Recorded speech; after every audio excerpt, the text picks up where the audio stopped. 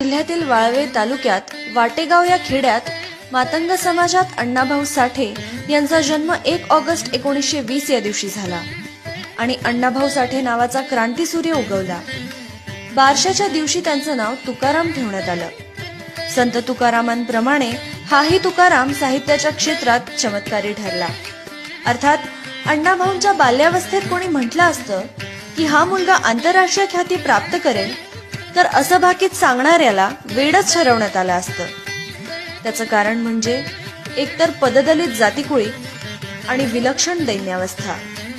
पूर्वी जिजाबाईंना शिवबाला रामायण महाभारतातील कथा सांगितल्या, तसंच वाळूबाईंनी छोट्या तुकारामाला वीर लहुजी वस्ताद फकीरा यांच्या गोष्टींचे संस्कार केले।